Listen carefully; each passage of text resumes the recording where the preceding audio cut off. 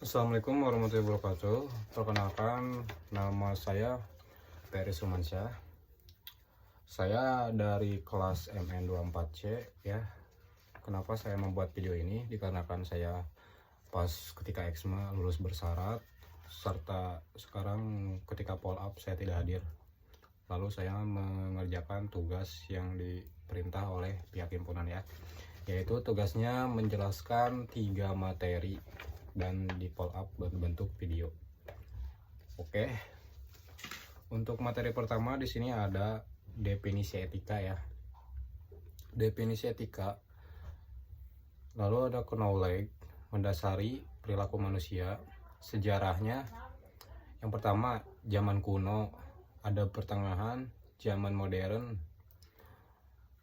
Dan slide kedua ada konsep-konsep dasar etika.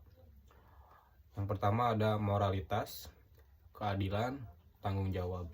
Moralitas tuh seperti kita harus memiliki moral yang baik ya.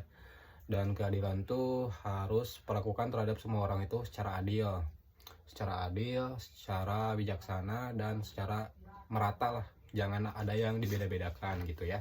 Semuanya kita sama. Lanjut, ada tanggung jawab. Tanggung jawab itu kita harus bertanggung jawab atas sesuatu yang kita perbuat gitu. Misalnya kita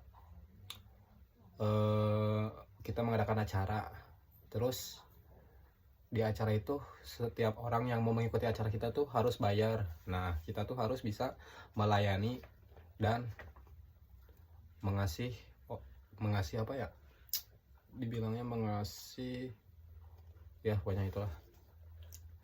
Dan yang ketiga ada tantangan dalam penerapan etika.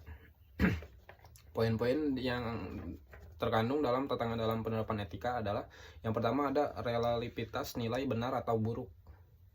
Dan yang kedua ada konflik kepentingan. Konflik kepentingan itu permasalahan kepentingan. Dan yang ketiga ada ambiguitas situasi. Di slide ketiga ada etika kampus.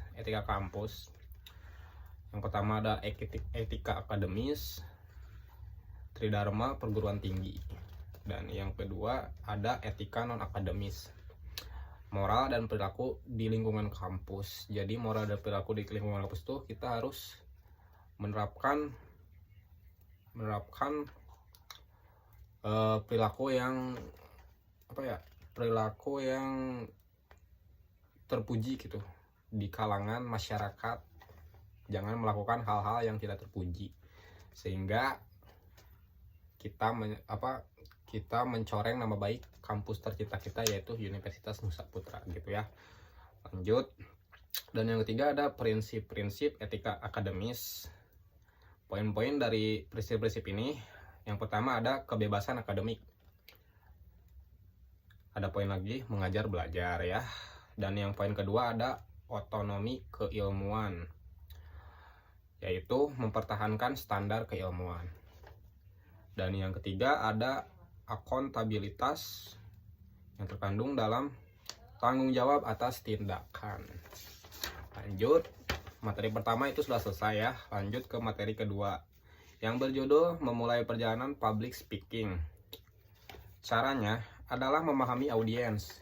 Jadi kita harus paham terhadap audiens kita ya. Contohnya, kalau semisal audiens kita anak-anak muda, jadi kita harus bisa menyesuaikan karakter kita untuk penyampaian materi kepada anak-anak muda itu seperti gimana. Soalnya beda kan ya, cara menyampaikan ke anak muda sama cara menyampaikan ke orang tua gitu. Ada poin-poinnya di sini. Yang pertama analisis kebutuhan audiens, dan yang kedua dengan interaksi yang baik ya pastinya, biar si audiens kita tuh nyaman ketika mendengarkan kita berbicara. Dan yang ketiga ada menyusun materi yang menarik. Materi yang menarik tuh kita harus susun materi secara menarik mungkin biar tidak membosankan ya. Lanjut, ada struktur yang jelas. Kasih struktur yang jelas juga gitu. Soalnya percuma juga kalau kita bicara di depan tapi strukturnya kemana-mana gitu ya. Jadi tidak terstruktur, tidak rapi gitu.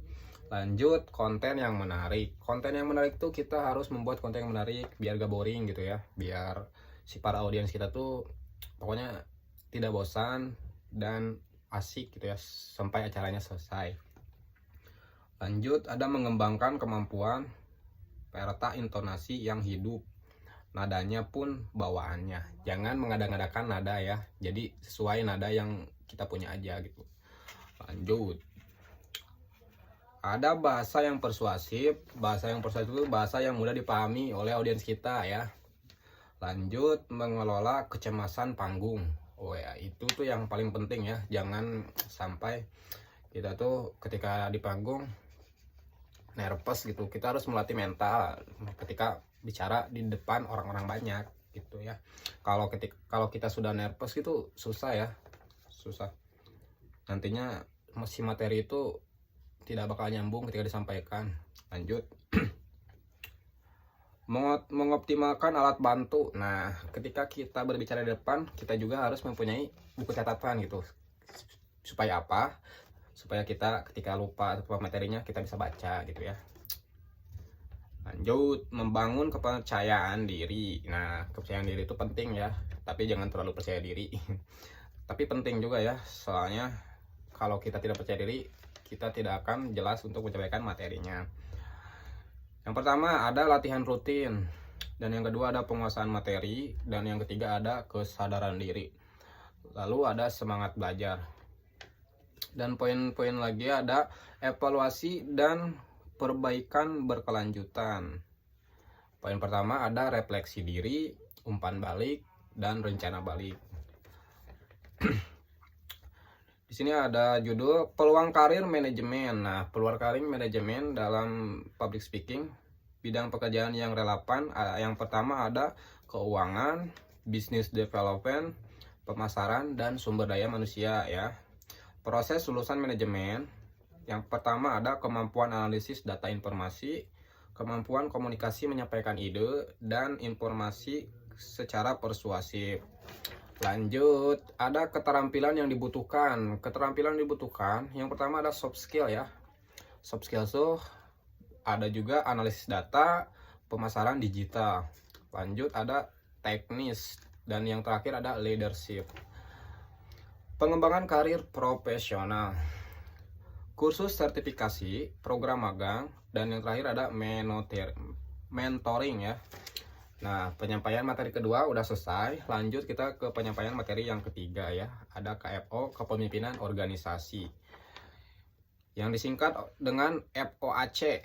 Artinya, yang pertama ada perencanaan, organisasi, actuating, dan controlling.